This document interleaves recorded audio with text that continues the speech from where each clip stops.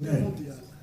Alors, et pues, الواحد الخلاص son solde d'officier, et il y avait entre celui qui le précédait dans la chaîne et lui, il y avait une différence insignifiante, on va dire de 1 franc à l'époque, mais il y avait une différence quand même.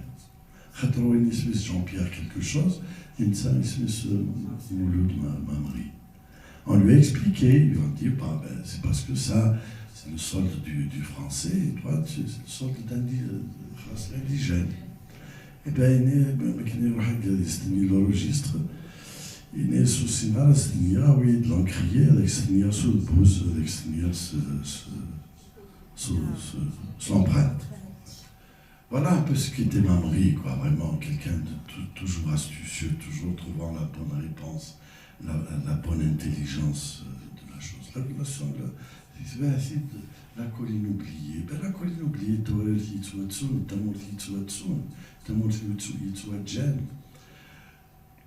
l'opium et le bâton. Alors là, l'opium et le bâton. D'ailleurs, tous ces films sont des œuvres sociales, des œuvres sociétales, à tel point qu'elles sont extrêmement faciles à mettre en film. D'ailleurs, la colline oubliée, le film. L'opium et le bâton, on a fait une guerre de libération.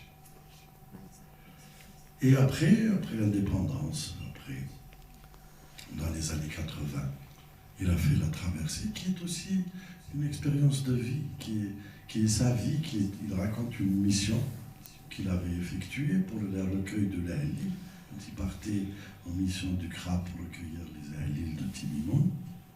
Il a mis ça en roman, et il a fait cette belle œuvre de la traversée. Et il est civilisationnel. Et il sait très bien, il avait la méthode. Il avait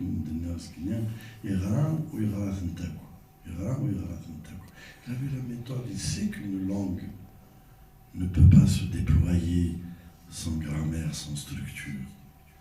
Il a fait sa Jarente. Après d'autres. Mais tout était incomplète, partielle. C'est là la première grammaire, l'une des toutes premières grammaires, c'est pas la première, c'est celle de Belkacem Ben Sedira. Belkacem Ben Sedira qui est de Biskra, qui a eu 2 ans en Kabylie, de l'éducation à l'époque pour inspecter les écoles de Kabylie. En 2 ans, il repart, il est arrivé totalement ignorant du berbère.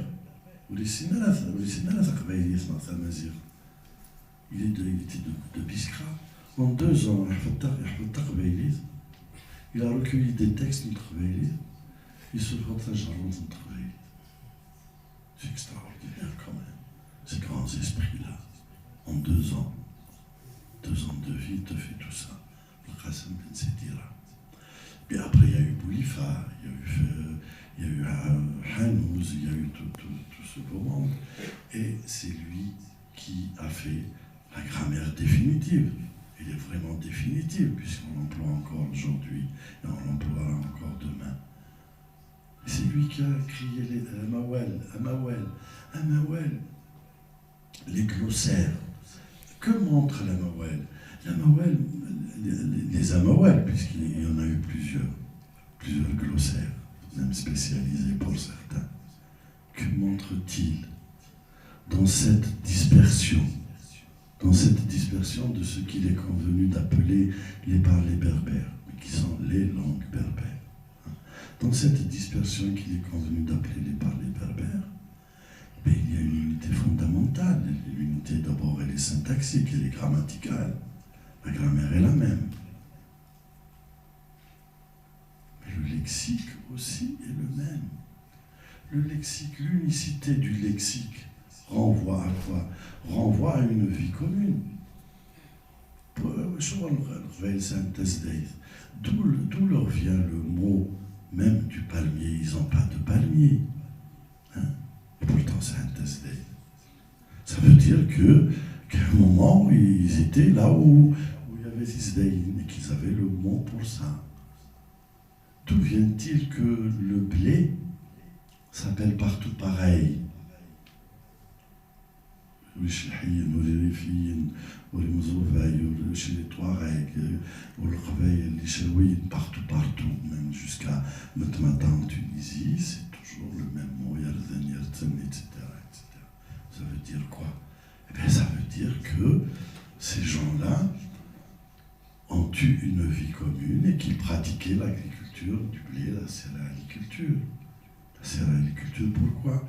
Parce que la céréaliculture est extrêmement ancienne chez nous, est extrêmement ancienne en Afrique du Nord, en Algérie plus particulièrement. C'est pour ça qu'on peut dire que nous sommes du pays où les champs de blé donnent du couscous. Les champs de blé, nos champs de blé donnent du couscous, donnent en fait du blé, puisque le grain de couscous ressemble à s'y méprendre au grain de blé. Et c'est ça l'origine du blé. L'origine du couscous, c'est le blé. L'origine matricielle, c'est-à-dire la substance, c'est la farine de blé, mais la forme aussi vient de la forme du grain de blé. Et c'est ces gens-là, l'Afrique du Nord. Je dis des choses communes, des choses que tout le monde connaît sans, mais il faut leur donner du sens à ces choses-là. C'est le sens qui fait l'exception. C'est le sens qu'il faut donner à ces choses-là. C'est quoi le sens de ça? De cette céréaliculture? De cette invention de la cuisson à la vapeur?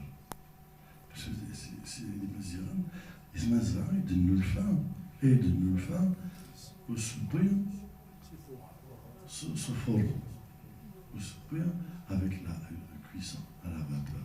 Parce que la céréaliculture, la culture des céréales, est très ancienne et très connue par le monde.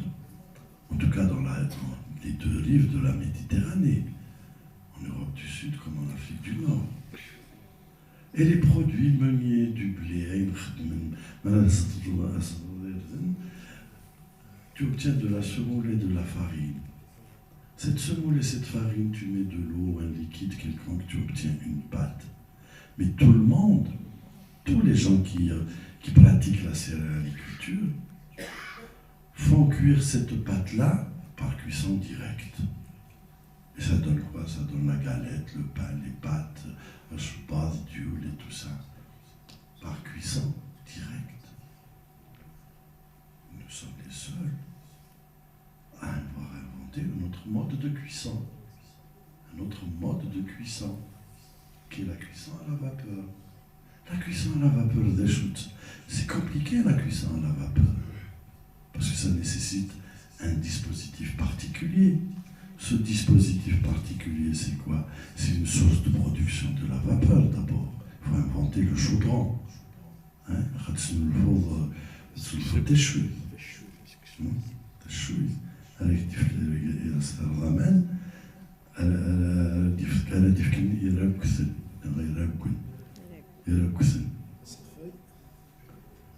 Et après, il faut faire transiter cette vapeur.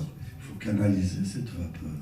Cette vapeur, vous la canalisez, elle va passer dans un récipient qui a des perforations. Parce que s'il n'y a pas de perforation, c'est une bombe atomique, c'est une bombe que vous faites. C'est une explosion que vous faites. Donc il faut des perforations.